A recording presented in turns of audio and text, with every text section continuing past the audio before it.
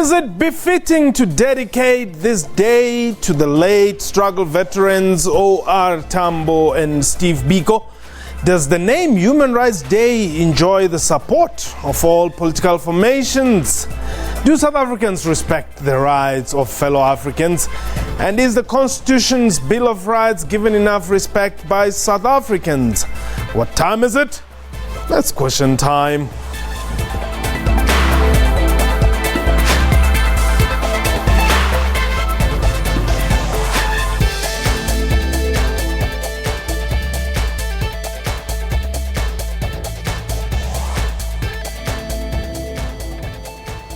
Khotsong and welcome to the show. My name is Mpho Tsedu. As the nation mourns the untimely death of playwright, musician and veteran actor Joe Mafela, Question Time continues to pay tribute and send condolences to the Mafela family. Today marks the national commemoration of Human Rights Day here in South Africa. The day originates from the Sharpeville massacre that took place on March 21, 1960. On that fateful day, a peaceful protest march against past laws turned ugly when the apartheid police killed 69 people and left many others injured. 25 years later, on March 21, 1985, in Langa in the Eastern Cape, the police fired on mourners marching to a funeral. 21 people died and several others were left injured. Today's main event was addressed by President Jacob Zuma in King William's Town, in the Eastern Cape province. The activities that included the unveiling of the late Steve Biko's gravesite were held under the theme, The Year of O.R. Tambo, Unity in Action in Advancing Human Rights. We are live, and therefore you can call us and air your views on the numbers 089-1104-210 or Twitter handle @QuestionTime24. My guest today, Narius Moloto. He is the Secretary General of the PAC, and joining us from our Durban studio, Dr. Nchaupe Mukwape. He's a Black Consciousness Movement veteran, and we hope later we'll be joined by Caswell Brooks from the Human Rights Commission. But before we get into the discussion, let's have a look at what the President had to say today at the official commemoration of the Human Rights Day. We mark Human Rights Day each year for important reasons. We come from a history where there was a scant regard for fundamental human rights. It is most fitting that we pause annually and remember the past, so as to learn from it and never repeat its wrongs. Okay, that was President Jacob Zuma emphasizing the significance of Human Rights Day. Gentlemen, let me welcome you to the show. Dademgop, welcome to the show. Well, Human Rights Day, Sharpeville Day, and today, you know, they brought in the Biko element to it and O.R. Tambo. It is quite a fruit salad, one must say.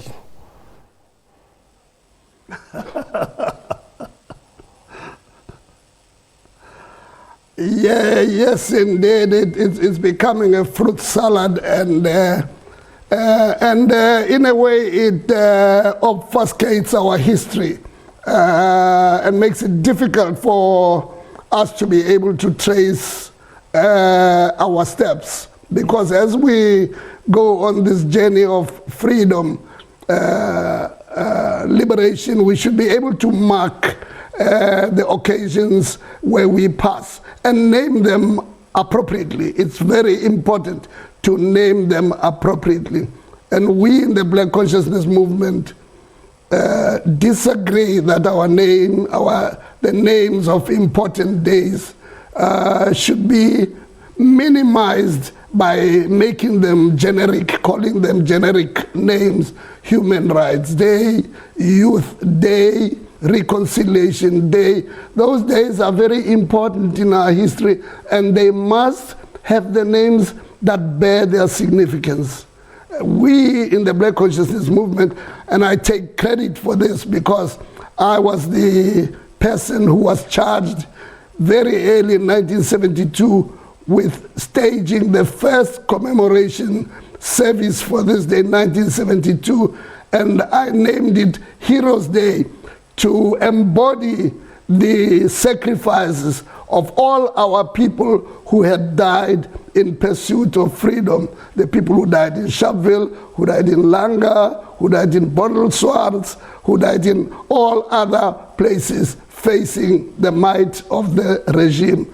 And we've called it Heroes Day ever since then. It was only in 1994 that we had this new speak, I call it new speak, where our liberation language has been changed, and basically, in our view, to minimize and confuse our people, to minimize the gravity of our struggle, that people died.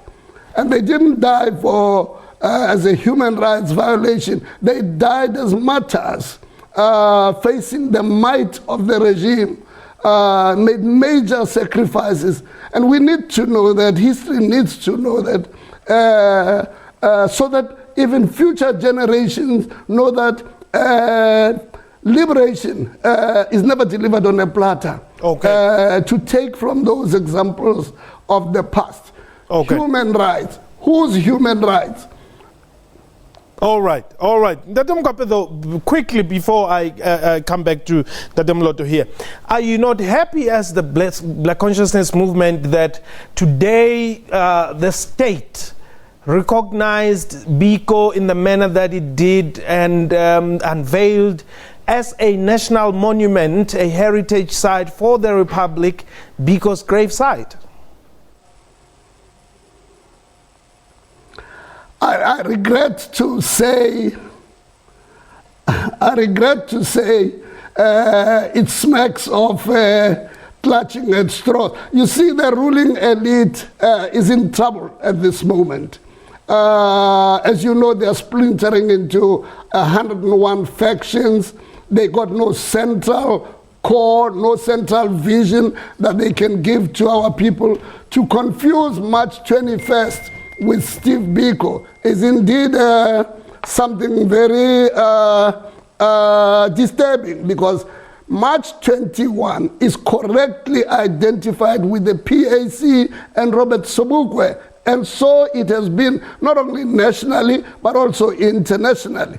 That day has been identified with the PAC and with Robert Sobukwe.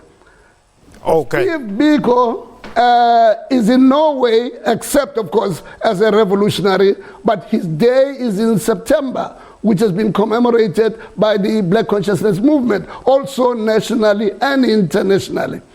The ruling party, I think, my view, is that they've got all confused now. Dadam Mkape, hold it there. Dadam Lot, thank you very much indeed, and we also welcome the commission.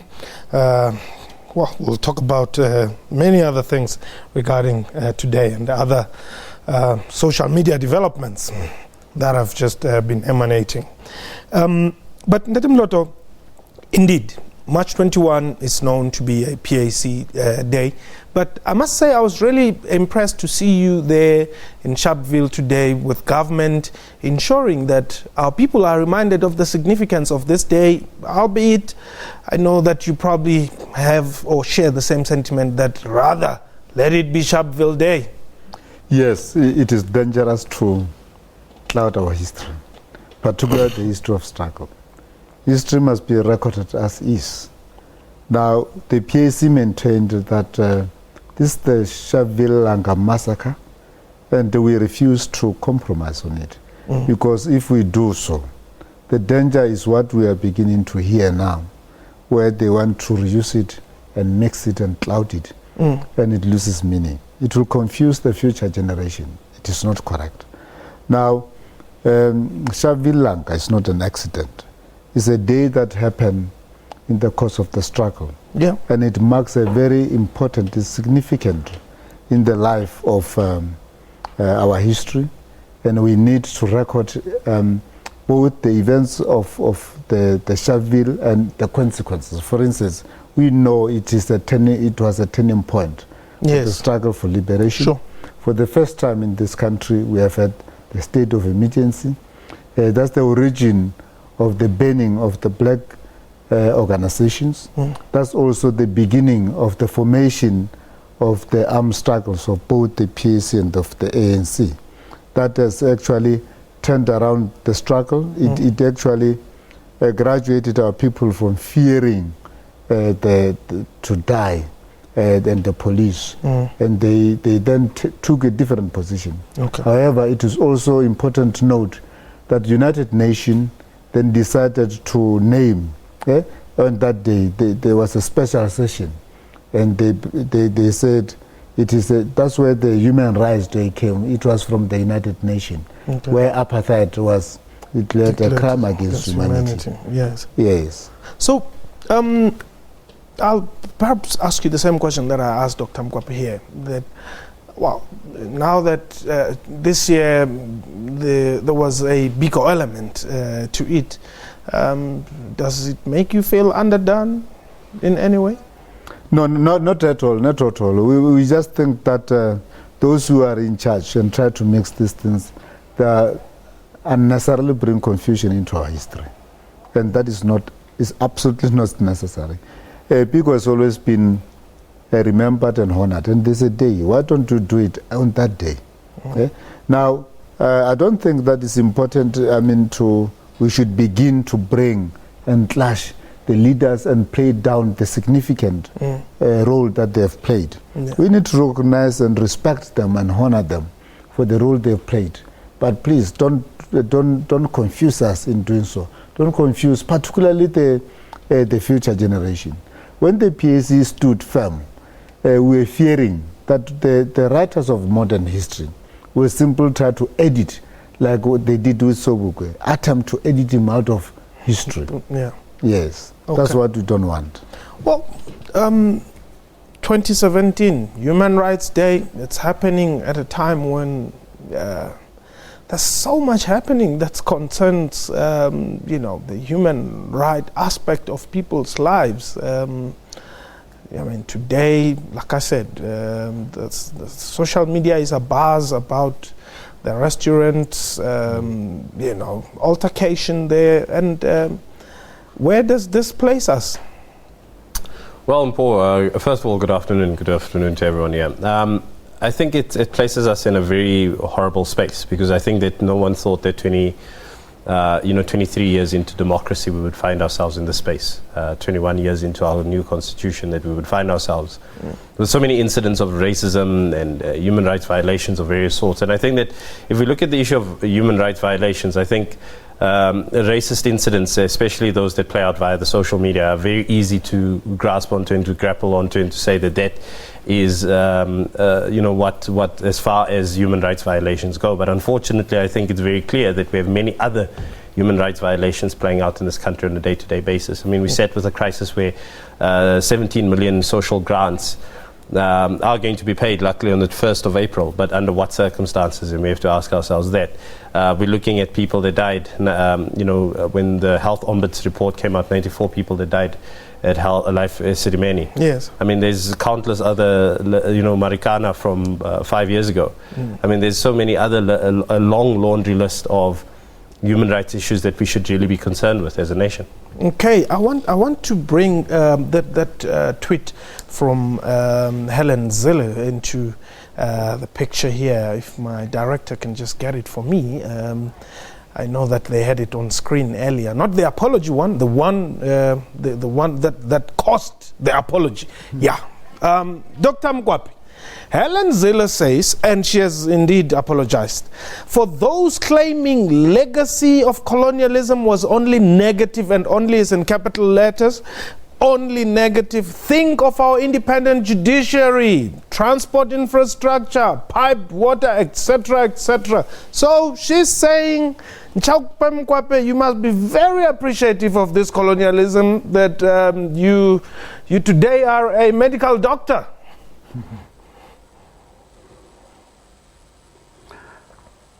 Well, that statement I think it reflects exactly what we in the Black Consciousness Movement have been saying, that racism endures and persists in our society. That the settlement of 1994, which some people call freedom or democracy, could never bring about the eradication of racism because it compromised with racism. You see, the settlement of 1994 is a strange settlement because it is a settlement where the victors and the losers all were happy. Now, I have never seen of a contest where loser and victor are happy. Our constitution is supposed to be the most wonderful constitution in the world. But where does it place the people who are fighting for freedom? It places them in almost the same position as they were in before they attained the so-called freedom. Okay. What Helen Zille is saying, which is another corollary of what she's saying, is that had white people not come here, black people would have stagnated at their level of development. In other words, it's so racist, it's so abundantly obnoxious. She's saying black people have no capacity to develop. From 1652 to now, we would be wearing skins. We would never have had doctors, would never have had professors, would never have had piped water. How does she know we would be having astronauts living on the moon by now if they had not come here? How does she know that? Hold it there, hold it there. I need to take Pabala. Pabala, you are in Durban. Dumela ndade. Dumela ndade. Waphila mokenaka. Ntse phela phela ndade. Kiyaphila. May I first and foremost salute the hero and heroines of our struggle. Kim Moshweshwe, King Shaga, King Nika, and many others. And Robert Sobukwe, Steve Biko. I think I am equally disheartened by the efforts of the neo-colonialist government to try and put a wedge between the PAC and AZAPO, or the Black Conscious Movement, by calling this day a Human Rights Day. I think it's an effort on the part of the neo-colonialist movement to try and obliterate the contributions of the PAC in the struggle for freedom and emancipation of the indigenous people of our land. There is no reason whatsoever that will justify them rewriting the history of our country in a manner that will derail our children. On this day, we know very well, and the world knows, that our people, in a march that was organized by the PAC, were mowed down by the apartheid regime. Okay. And I am struggling to find a reason why that has changed, and can only come to a conclusion that the neo-colonialist forces within our government is trying to derail the history of this country. Pabala, thank you very much for that call. This really doesn't sit well with the PAC, eh? The statement by Helen Zille, very responsible. It is wrong. You cannot suggest that in any way you can justify colonialism. Colonialism did not just underdevelop the African people, it killed them. It underdeveloped them in so many respects, socially degraded them, economically exploited them. How do you come and justify such a system? It's wrong. So she was highly responsible. We do not know whether that reflected what is in her heart and her head, but whatever it may be, it may emanate from, it is wrong. We do not really believe that basically it's an insult to the nation and to the African people. And then this happens also around the time when we've just emerged from the xenophobic attacks and all that. At what point are we as a country in as far as the protection of the rights of other human beings that we share this earth with? It's a very difficult one, Paul, because I think that, and I've said this on a couple of occasions on very many platforms, that the biggest problem in South Africa is that there's a lack of congruence between ourselves and the Constitution. We second guess and we constantly ask questions about the Constitution. And I myself don't personally know every last section within the Constitution. What I'm really concerned with is the Bill of Rights. And the reason for that is because that's where my rights are set out. That's where the rights of other people are set out as well. And I think that once as a nation we come to grips with that, for example, the fact that that we have equality based on race, that we have equality based on religion, sexual orientation, sex, gender, all of those other, all of those other elements, then that is when we will start seeing a reduction in these types of violations. And we will see fewer women who happen to be lesbian being raped in our township, or purely because someone feels that this is a corrective action that they're taking. Okay. We'll also see that, for example, our kids won't be in schools in provinces like Limpopo in the Eastern Cape, where they don't have roofs, or they're sitting in literally in mud huts 20 some odd years into democracy. So for me, I think part of the problem is that there's this continuous tussle over what the Constitution actually means and what is its importance, when it's actually a fundamental document that all of us can live our lives by, and that I think that can solve many of these problems that we supposedly have. Nkombani, you are in the Eastern Cape. Nkombani? Okay, we seem to have lost Nkombani there. Let me just perhaps go to Durban. Ndatimkopo, as we wrap up, where to from here?